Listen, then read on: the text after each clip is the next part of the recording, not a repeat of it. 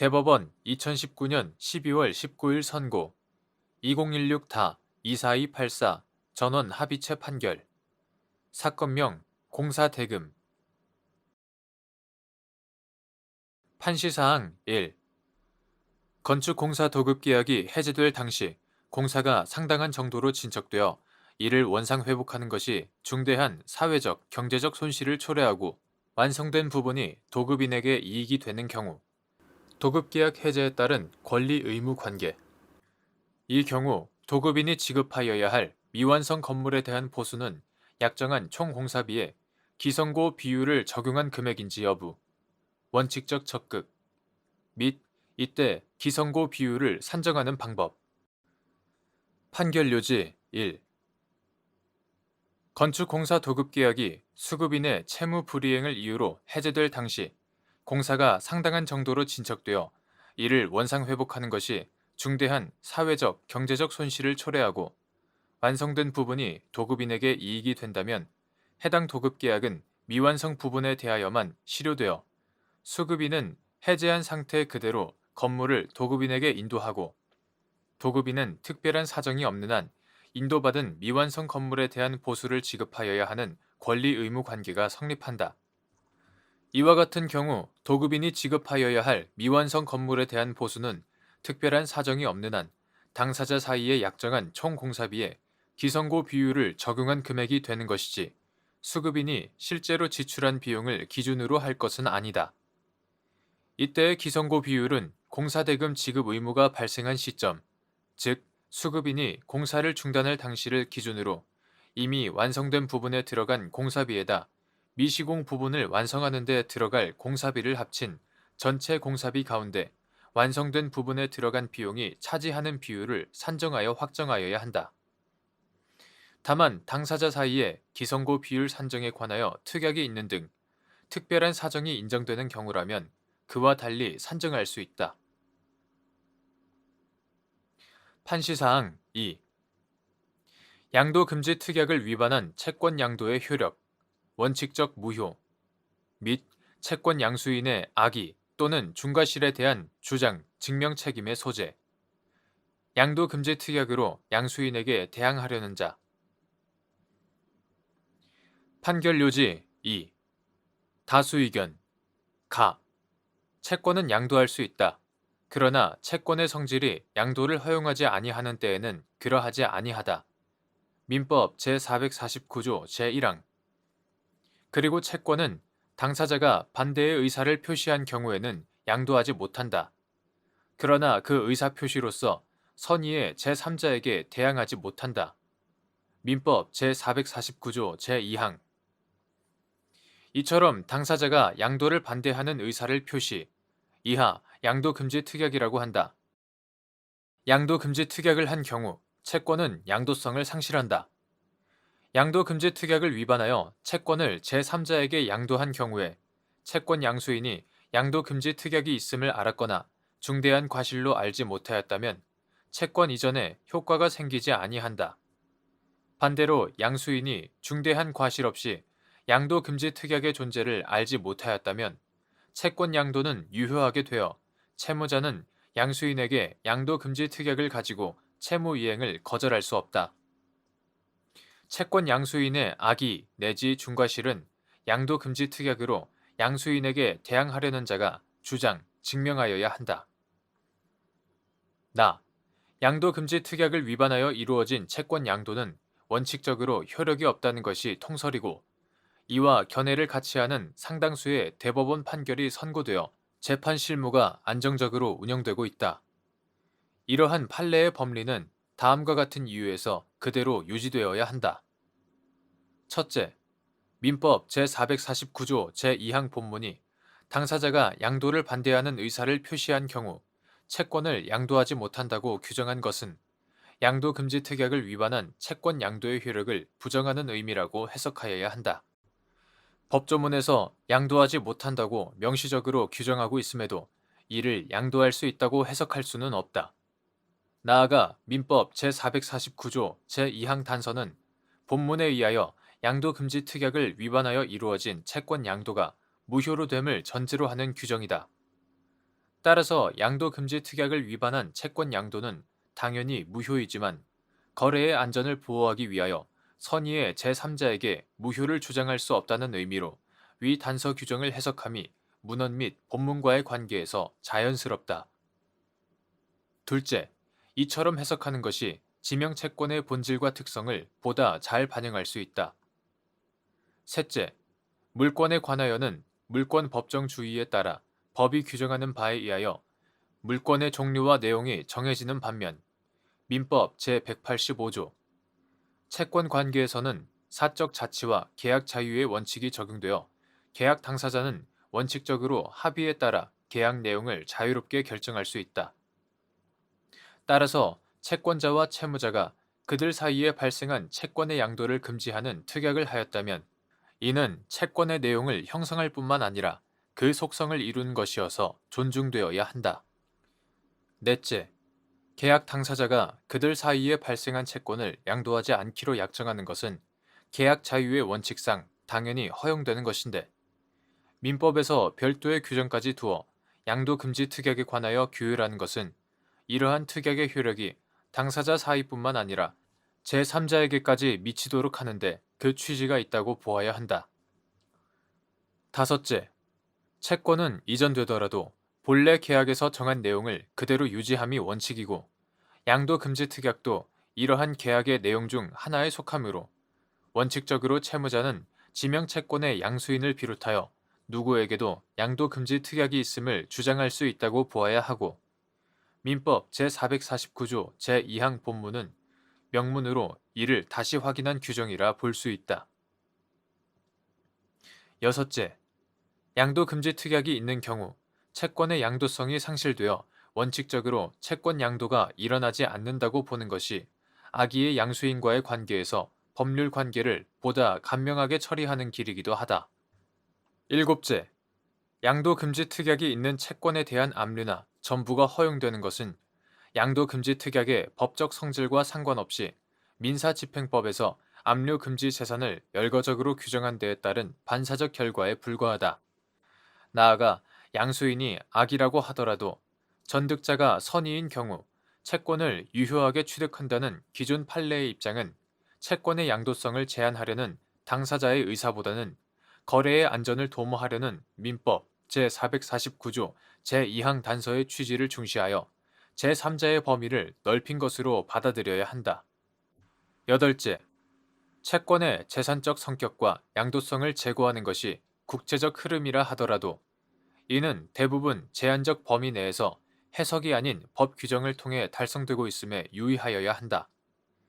그러므로 문헌상 양도금지 특약을 위반한 채권 양도의 효력이 부인된다는 의미가 도출되는 민법 제449조 제2항에도 불구하고 양도금지 특약을 위반한 채권 양도를 원칙적으로 유효하다고 보는 새로운 해석을 도입하는 데에는 신중할 필요가 있다. 대법관 권순일, 대법관 김재형, 대법관 안철상, 대법관 노정희의 반대 의견. 채권자와 채무자의 양도금지 특약은 채권자가 채무자에게 채권을 양도하지 않겠다는 약속이다. 채권자가 이 약속을 위반하여 채권을 양도하면 채권자가 그 위반에 따른 채무 불이행 책임을 지는 것은 당연하다. 그러나 이것을 넘어서서 양도인과 양수인 사이의 채권 양도에 따른 법률 효과까지 부정할 근거가 없다. 채권 양도에 따라 채권은 양도인으로부터 양수인에게 이전하는 것이고 채권 양도의 당사자가 아닌 채무자의 의사에 따라 채권 양도의 효력이 좌우되지는 않는다. 따라서 양수인이 채무자에게 채무 이행을 구할 수 있고 채무자는 양도인이 아닌 양수인에게 채무를 이행할 의무를 진다고 보아야 한다. 상세한 이유는 다음과 같다. 첫째, 양도금지 특약의 당사자는 채권자와 채무자이므로 그 약정의 효력은 원칙적으로 채권자와 채무자만을 구속한다. 양도금지 특약이 당사자뿐만 아니라 양수인을 비롯한 제3자에게 대세적으로 효력을 미치기 위해서는 명백한 근거가 있어야 한다. 계약은 당사자만을 구속하는 것이 원칙이기 때문에 단순히 채권 관계의 당사자가 반대의 의사를 표시한 경우에는 양도하지 못한다는 모호한 규정만으로는 채권의 양도성 자체를 박탈하는 근거가 될 수 없다. 양도금지 특약의 효력은 특약의 당사자만을 구속하고 제3자에게 미치지 않는다는 채권적 효력설이 계약법의 기본 원리에 부합한다. 둘째, 민법 제449조 제2항 본문의 문헌과 체계에 비추어 볼 때 양도금지 특약은 당사자 사이에만 효력이 미치는 것으로 보는 것이 합리적이다. 민법 제449조 제2항 본문에서 양도하지 못한다고 한 부분은 문헌 그대로 당사자가 채권의 양도성에 반하여 양도를 금지하는 약정을 한 경우 채권자가 약정에 따라 채무자에 대하여 채권을 양도하지 않을 의무를 부담한다는 취지로 해석함이 타당하다. 셋째, 민법은 채권의 양도가 가능함을 원칙으로 삼고 제449조 제1항 본문 예외적인 경우에 한하여 이를 제한하고 있으므로 제449조 제2항 양도금지 특약은 채권 양도의 자유를 침해하지 않는 범위 내에서만 인정되어야 한다.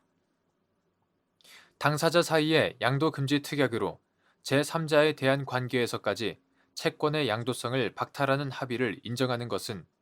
채권의 양도성을 인정하는 원칙을 무의미하게 만들 수 있다. 계약 자유의 원칙에 근거하여 양도금지 특약이 인정된다고 하더라도 이를 제한 없이 대세적인 효력을 갖는다고 보아서는 안 된다. 따라서 양도금지 특약은 당사자만을 구속할 뿐이고 이를 위반하는 채권 양도는 원칙적으로 유효하다고 보아야 한다. 넷째, 재산권의 귀속 주체인 채권자가 투하 자본의 조기 회수라는 경제적 목적을 달성할 수 있도록 더욱 자유로운 양도 가능성이 보장되어야 한다는 관점에서도 채권 양도 금지 특약에 관해서 채권적 효력설을 채택하는 것이 타당하다. 다섯째,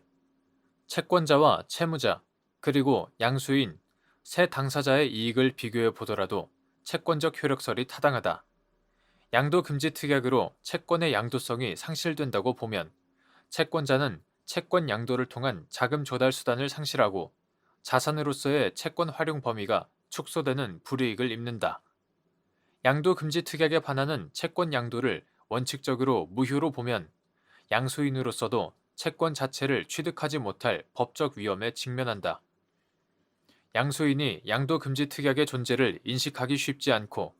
그로 하여금 일일이 원래의 계약 내용을 확인하도록 하는 것은 불가피하게 불필요한 거래 비용을 증가시킨다. 여섯째, 채권 거래가 증가함에 따라 양도 금지 특약을 위반한 채권 양도에 관하여 채권적 효력만 인정하는 입법례가 많아지고 있다.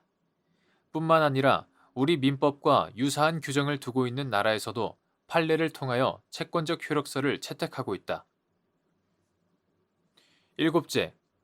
양도 금지 특약을 위반한 채권 양도의 효력에 대한 증명 책임의 분배와 선의의 전득자 보호에 관한 판례도 채권적 효력설을 따를 때 합리적으로 설명할 수 있다. 여덟째, 양도 금지 특약이 있는 경우에 채권 양도에 따른 채권의 이전은 금지되면서도 전부 명령에 따른 채권의 이전을 허용하는 것은 불필요한 혼란을 가져온다.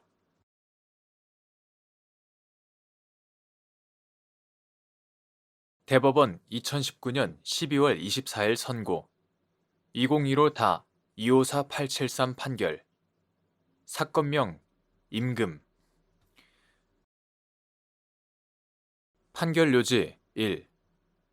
기간제 및 단시간 근로자 보호 등에 관한 법률 제4조 제2항에 따라 기간에 정함이 없는 근로계약을 체결한 것으로 간주되는 근로자의 근로조건에 대하여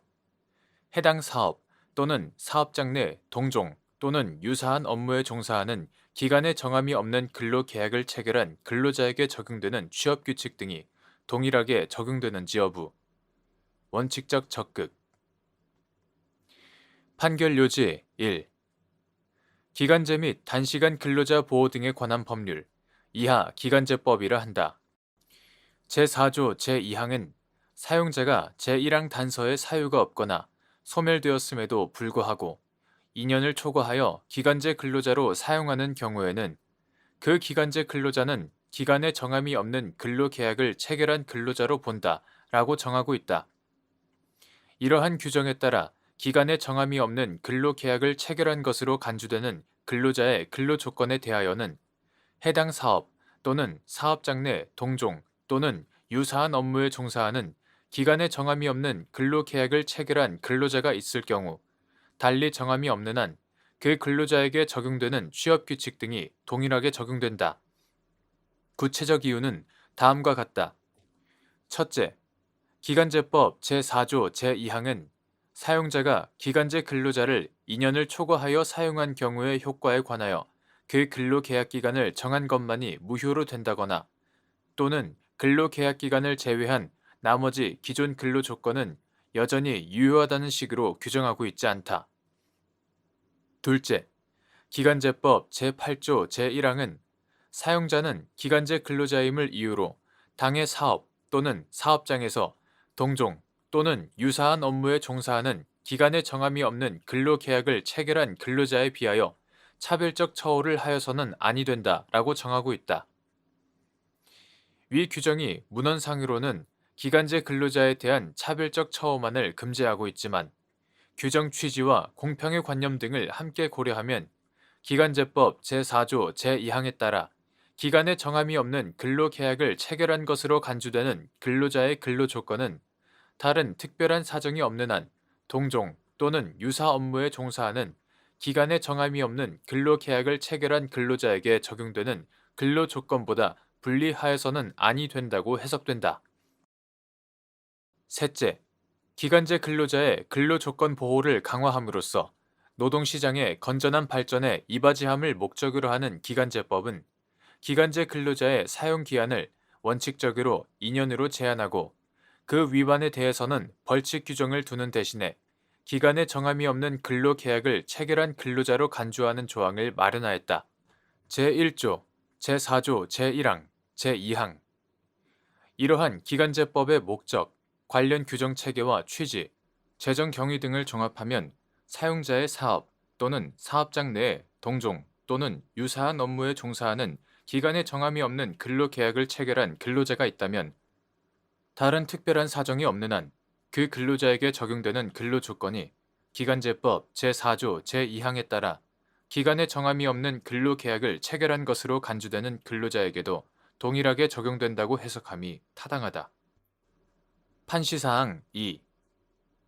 취업규칙의 최저 기준으로서의 강행적, 보충적 효력을 부여하는 근로기준법 제97조의 규정 취지. 판결 요지 2. 근로기준법 제97조는 취업규칙에서 정한 기준에 미달하는 근로조건을 정한 근로계약은 그 부분에 관하여는 무효로 한다. 이 경우 무효로 된 부분은 취업규칙에 정한 기준에 따른다 라고 정하고 있다. 위 규정은 근로계약에서 정한 근로조건이 취업규칙에서 정한 기준에 미달하는 경우 취업규칙의 최저 기준으로서의 강행적, 보충적 효력을 부여하여 근로계약 중 취업규칙에 미달하는 부분을 무효로 하고 취업규칙에서 정한 기준에 따르게 함으로써 개별적 노사 간의 합의라는 형식을 빌려 취업규칙이 정한 기준에 미달하는 근로조건을 종속적 지위에 있는 근로자가 감수하도록 하는 것을 막기 위해 마련된 것이다.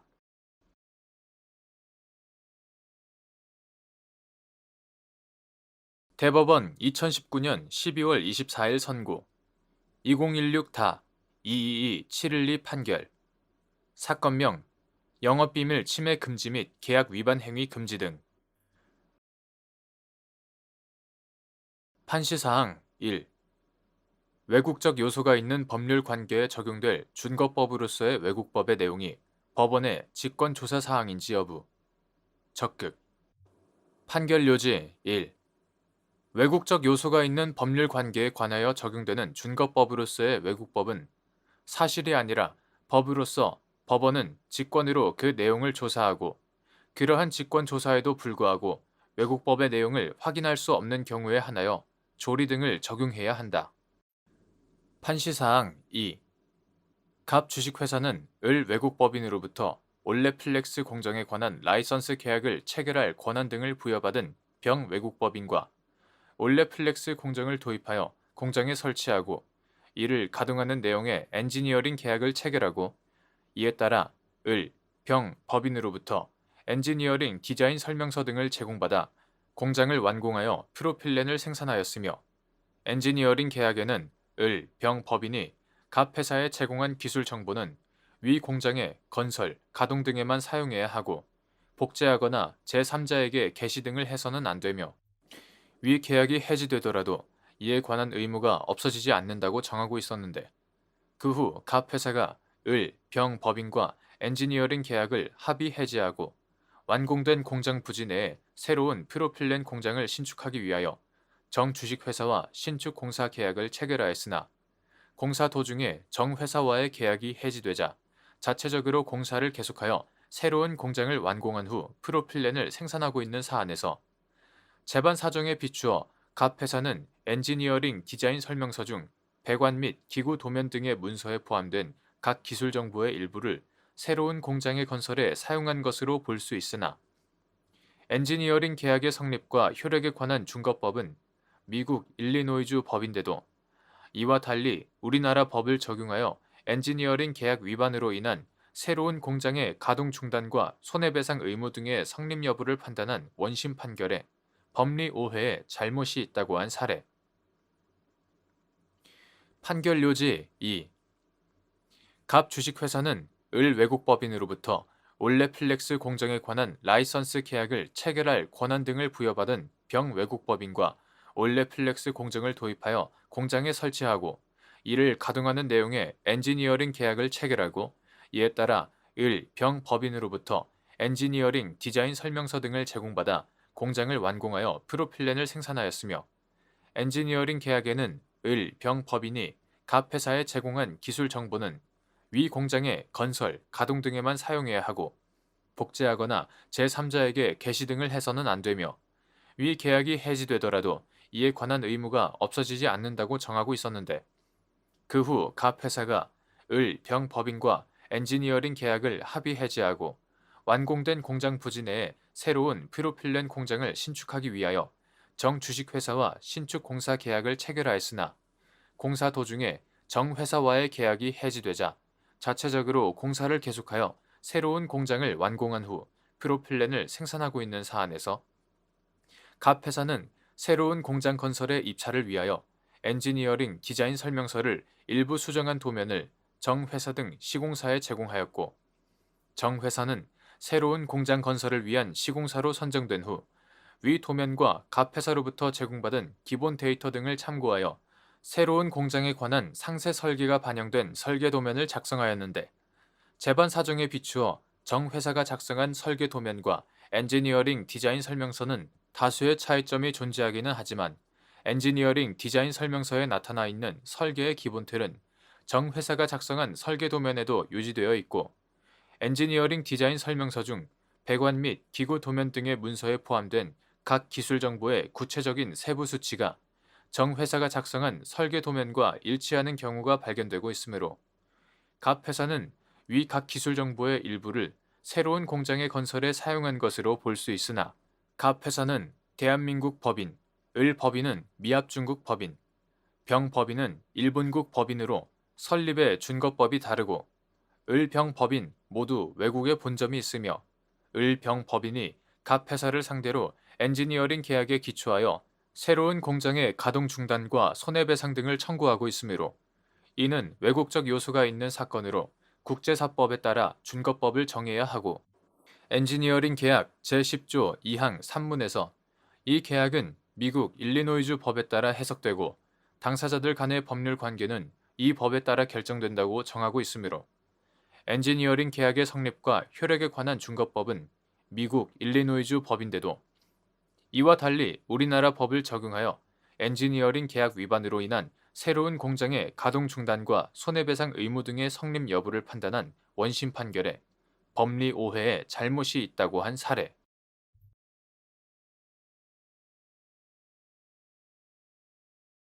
대법원 2019년 12월 27일 선고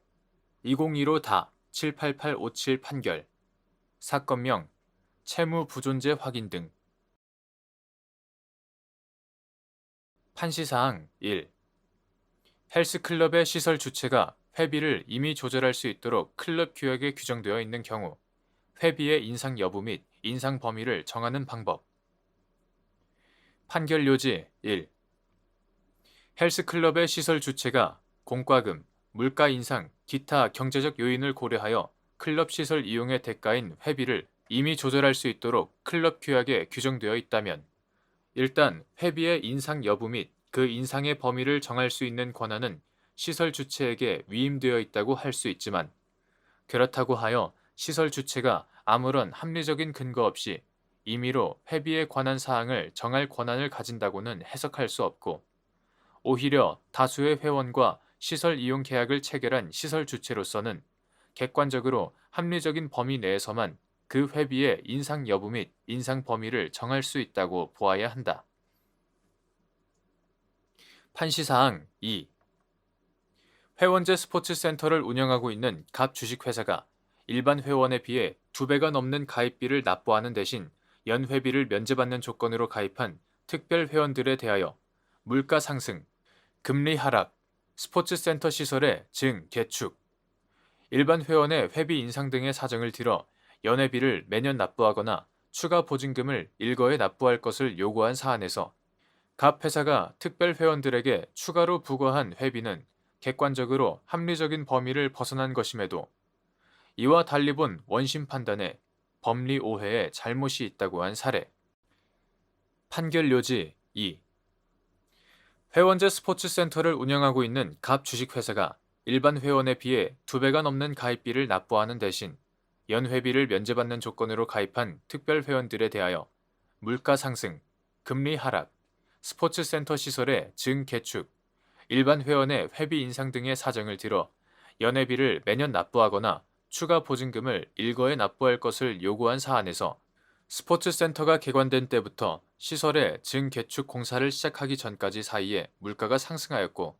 금리가 하락하였음에도 갑 회사는 특별 회원들에게 회비의 인상을 요구하지 않았는데, 이는 특별 회원들로부터는 일반 회원의 2배가 넘는 가입비를 받아 스포츠센터의 개관에 필요한 초기 자금을 마련하였다는 사정을 감안하여 단순히 물가 상승이나 금리 하락만으로는 특별 회원의 회비를 인상하지 않기로 하는 의사에 합치가 있었기 때문으로 보이고, 갑 회사가 특별 회원들에게 회비의 인상을 요구하게 되었던 것은 각종 공사를 통해 스포츠센터의 시설이 개축되면서 특별 회원들이 회원 계약 체결 당시에는 예상치 않았던 이익을 얻게 되었기 때문으로 보이는 바, 갑 회사로서는 특별 회원들에게 스포츠센터의 시설을 개축하는 과정에서 발생한 비용 가운데 일부를 분담할 것을 요구할 수 있을 뿐이며, 특별 회원들이 가입 당시 납부하였던 보증금이 일반 회원들이 납부하였던 보증금과 연회비의 액수를 기초로 하여 비율적으로 산정되었다고 인정할 만한 근거는 보이지 않으므로 일반 회원들의 연회비가 인상되었다는 사정만으로 곧바로 특별 회원들에게 회비의 인상을 요구할 수는 없고, 스포츠센터가 개관되었을 당시부터 시행되었던 회칙 제17조에는 기 납부된 회비에 대하여는 그 권리를 인정한다는 내용이 포함되어 있는데, 갑 회사가 특별 회원들에게 추가로 납부할 것을 요구하고 있는 회비에는 특별 회원들이 가입 당시 보증금을 납부하였다는 사정이 반영되어 있지 아니한 점 등을 고려할 때 갑 회사가 특별 회원들에게 추가로 부과한 회비는 객관적으로 합리적인 범위를 벗어난 것임에도 이와 달리 본 원심 판단에 법리 오해에 잘못이 있다고 한 사례.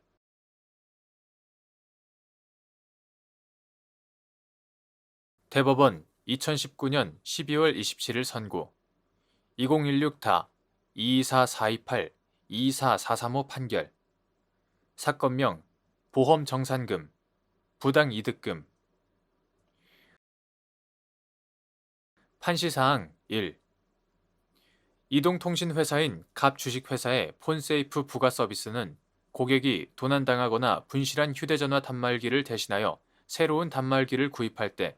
구매 대금 중 일부를 대리점에 지급하는 방식으로 금전 지원을 하는 것인데, 갑 회사가 위 부가 서비스에 가입한 고객을 피보험자로 하여 을 보험회사와 체결한 보험계약의 보상 내용이 문제된 사안에서 위 보험계약의 보상 내용은 갑 회사가 피보험자인 고객에게 단말기를 새로 구입하는 데 소요되는 비용을 지급하고, 을 회사로부터 피보험자인 고객을 대신하여 고객이 지급받아야 할 보험금을 지급받는 것이라고 본 원심 판단에 보험의 구조 등에 관한 법리 오해의 잘못이 없다고 한 사례. 판결 요지 1. 이동통신회사인 갑 주식회사의 폰세이프 부가 서비스는 고객이 도난당하거나 분실한 휴대전화 단말기, 이하 단말기라고 한다. 단말기를 대신하여 새로운 단말기를 구입할 때 구매 대금 중 일부를 대리점에 지급하는 방식으로 금전 지원을 하는 것인데, 갑 회사가 위 부가 서비스에 가입한 고객을 피보험자로 하여 을 보험회사와 체결한 보험 계약의 보상 내용이 문제된 사안에서 위 보험 계약과 함께 체결된 업무 약정에서는 보험 계약과 업무 약정 사이에 상충되는 내용이 있을 경우 업무 약정이 우선한다고 명시하고 있고, 을 회사가 피보험자인 고객이 아니라 갑 회사에 보험금을 지급한다는 내용과 그 산정 기준만 정하고 있을 뿐, 갑 회사가 단말기를 구매하여 고객에게 제공해야 한다거나 을 회사가 갑 회사의 단말기 구매 비용을 갑 회사에 지급한다는 내용은 전혀 없는데, 이러한 사정 등에 비추어 보면 위 보험 계약의 보상 내용은 갑 회사가 피보험자인 고객에게 단말기를 새로 구입하는 데 소요되는 비용을 지급하고, 을 회사로부터 피보험자인 고객을 대신하여 고객이 지급받아야 할 보험금을 지급받는 것이라고 본 원심 판단에 보험의 구조 등에 관한 법리 오해의 잘못이 없다고 한 사례. 판시사항 2. 이동통신회사인 갑 주식회사가 폰세이프 부가 서비스에 가입한 고객을 피보험자로 하여 을 보험회사와 체결한 보험 계약에서 보험금 산정 기준이 되는 출고가의 해석과 피보험 이익의 산정이 문제된 사안에서 을 회사가 지급할 보험금의 산정 기준이 되는 출고가란 소비자를 비롯한 시장의 출고가라는 이름으로 공개되는 가격을 의미하고, 위 보험계약의 피보험 이익은 피보험자인 고객이 단말기를 도난당하거나 분실하였을 경우 이를 새로 구입하는 데 소요되는 비용 상당액, 즉 위 출고가 상당액이라고 본 원심 판단에는 보험가액의 산정, 보험금 산정 요소인 출고가의 해석 등에 관한 법리 오해의 잘못이 없다고 한 사례. 판결 요지 2. 이동통신회사인 갑 주식회사가 폰세이프 부가 서비스에 가입한 고객을 피보험자로 하여 을 보험회사와 체결한 보험 계약에서 보험금 산정 기준이 되는 출고가의 해석과 피보험 이익의 산정이 문제된 사안에서 휴대전화 단말기, 이하 단말기라고 한다. 단말기 시장에서 장려금은 이동통신회사와 사이에 특정한 내용의 이동통신 서비스 약정을 체결하는 것을 조건으로 지급되므로, 이동통신 서비스 약정을 새로 체결하지 않고 기존의 이동통신 서비스 약정을 그대로 유지하면서 단말기만을 구매하려는 소비자는 단말기 시장에 공개된 거래의 기준 가격인 출고가로 단말기를 구매할 수밖에 없고, 그 때문에 위 보험 계약 및 업무 약정과 연계된 갑 회사의 폰세이프 부가 서비스에서도 단말기를 도난당하거나 분실한 고객이 새로운 단말기를 출고가로 구매하는 것을 전제로 하고 있는 것이어서 위 보험 계약과 업무 약정에서 사용한 출고가라는 용어 역시 단말기 시장에서 통용되는 의미로 사용하였다고 봄이 합리적인데, 단말기에 대하여는 소비자가 특정 이동통신 회사의 이동통신 서비스에 가입하면서 단말기를 구입하는 경우 지급해야 하는 가격과 소비자가 그 외의 단말기를 구입해야 하는 경우 지급해야 하는 가격, 즉 제조회사와 이동통신회사가 출고가라는 이름으로 공표한 가격 등 두 가지의 소매 가격이 존재하고, 위 보험 계약은 갑 회사의 폰세이프 부가 서비스 가입 고객을 피보험자로 하여 고객이 단말기를 도난당하거나 분실했을 경우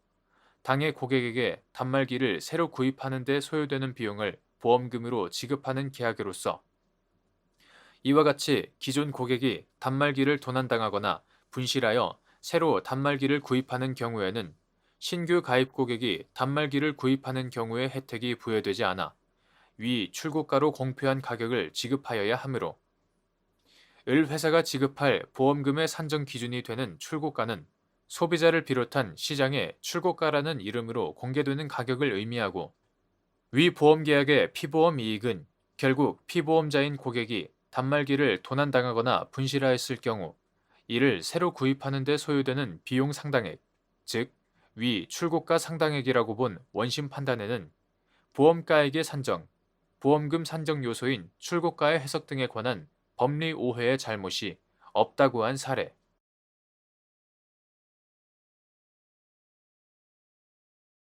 대법원 2019년 12월 27일 선고 2017다 208232 208249 판결. 사건명 선박보험금 수령권 확인 청구의 소등, 공탁금 출급권자 확인의 소등. 판시사항 1.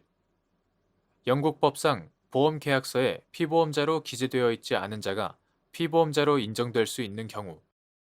판결 요지 1. 영국 법상 보험계약서에 피보험자로 기재되어 있지 않은 자도 피보험자로 인정될 수 있는 경우가 있다. 즉, 본인으로부터 보험계약 체결의 대리권을 수여받은 대리인이 상대방에게 본인의 신원을 현명하지는 않았으나 본인의 존재를 노출하여 상대방이 본인의 존재를 알고 있는 경우에는 현명되지 않은 본인이 보험계약상 권리, 의무를 부담할 수 있다. 또한 대리인과 보험계약을 체결한 상대방이 본인의 존재를 알지 못한 경우에도 대리인이 그 노출되지 않은 본인으로부터 보험계약 체결에 관한 대리권을 수여받아 보험계약 체결 당시 본인을 위하여 보험계약을 체결한다는 의도를 가지고 있었고, 보험계약의 내용상 노출되지 않은 본인이 계약의 당사자가 되는 것을 금지하는 내용이 없다면 노출되지 않은 본인이 보험계약상 권리, 의무를 부담할 수 있다. 이른바 현명되지 않은 본인 또는 노출되지 않은 본인의 법리. 판시사항 2. 갑 외국법인이 소유한 선박의 선체 용선자인 을 주식회사로부터 선박의 관리를 위탁받은 병 주식회사가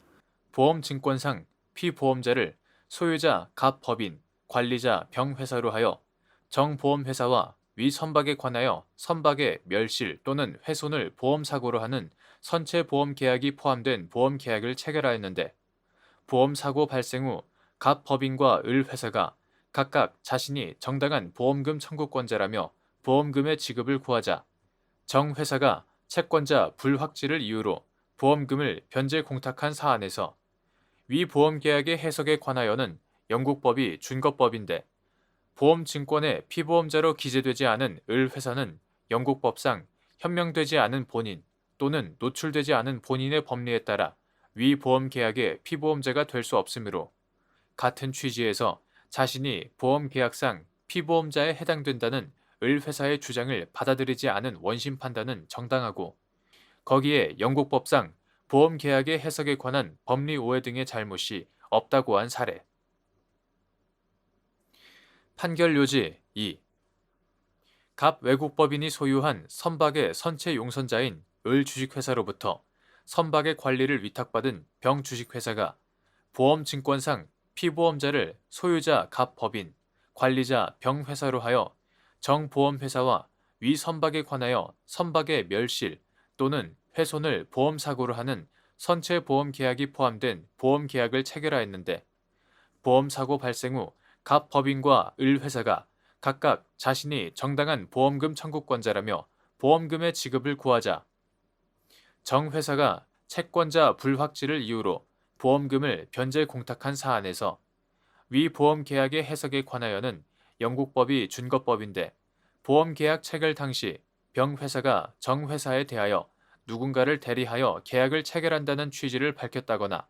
정 회사가 이러한 사정을 알고 있었다고 볼 수 없고, 나아가 병 회사가 을 회사로부터 보험 계약을 체결할 대리권을 수여받아 계약 체결 당시 을 회사를 위하여 보험 계약을 체결할 의도를 가지고 있었다고 보기도 어려워 보험증권의 피보험자로 기재되지 않은 을 회사는 영국법상 현명되지 않은 본인 또는 노출되지 않은 본인의 법리에 따라 위 보험계약의 피보험자가 될 수 없으므로, 같은 취지에서 자신이 보험계약상 피보험자에 해당된다는 을 회사의 주장을 받아들이지 않은 원심 판단은 정당하고, 거기에 영국 법상 보험계약의 해석에 관한 법리 오해 등의 잘못이 없다고 한 사례.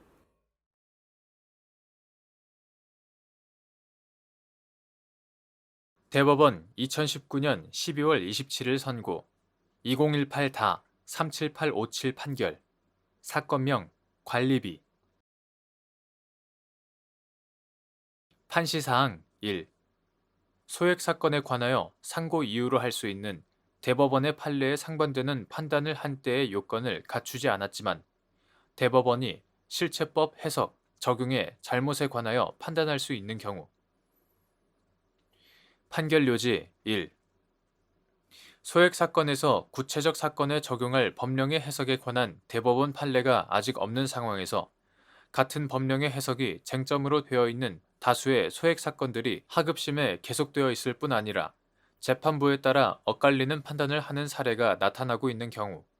소액 사건이라는 이유로 대법원이 법령의 해석에 관하여 판단을 하지 아니한 채 사건을 종결한다면 국민 생활의 법적 안정성을 해칠 것이 우려된다. 이와 같은 특별한 사정이 있는 경우에는 소액 사건에 관하여 상고 이유로 할 수 있는 대법원의 판례에 상반되는 판단을 한 때의 요건을 갖추지 아니하였다고 하더라도 법령 해석의 통일이라는 대법원의 본질적 기능을 수행하는 차원에서 실체법 해석, 적용의 잘못에 관하여 판단할 수 있다고 보아야 한다. 판시사항 2. 구유통산업발전법상 대규모 점포 관리자의 업무에서 제외되는 구분 소유와 관련된 사항의 의미 및 상가 건물의 업종 제한 내지 변경 업무가 구분 소유와 관련된 사항에 해당하는지 여부 적극 판결 요지 2. 구유통산업발전법 2017년 10월 31일 법률 제14997호로 개정되기 전의 것 이하 구유통산업발전법이라 한다. 구유통산업발전법은 구분 소유자 전원으로 당연 설립되는 집합 건물의 소유와 관리에 관한 법률 이하 집합건물법이라 한다. 집합건물법상의 관리단이 아닌 입점 상인들에 의해서 설립되는 대규모 점포 관리자에게 대규모 점포의 유지, 관리에 관한 일반적인 권한을 부여하면서도 구분 소유와 관련된 사항에 관하여는 구분 소유자 단체인 관리단에 의해서 설정된 규약 또는 관리단 집회의 결의 등 집합건물법의 규정에 따르도록 함으로써 대규모 점포의 관리에서 구분 소유자와 입점 상인 사이의 이해관계를 조절하고 있다. 따라서 구유통산업발전법의 입법 취지 및 집합건물법과의 관계를 고려하면 대규모 점포 관리자의 업무에서 제외되는 구분 소유와 관련된 사항은 대규모 점포의 유지, 관리 업무 중 그 업무를 대규모 점포 개설자 내지 대규모 점포 관리자에게 허용하면 점포 소유자들의 소유권 행사와 충돌이 되거나 구분 소유자들의 소유권을 침해할 우려가 있는 사항이라고 해석함이 타당하다.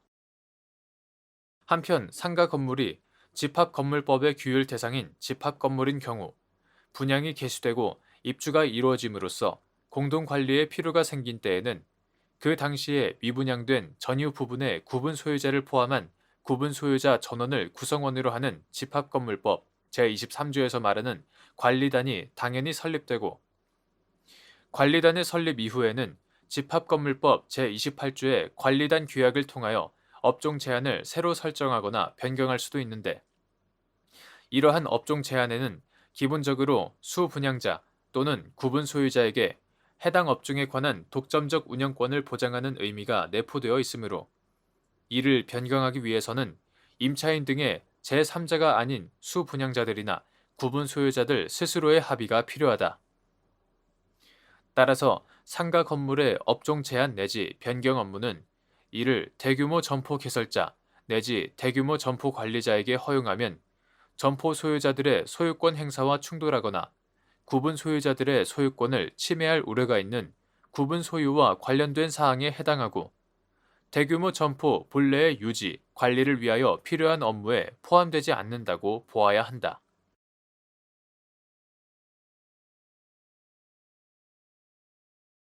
대법원 2019년 12월 27일 선고 2019-218-462 판결 사건명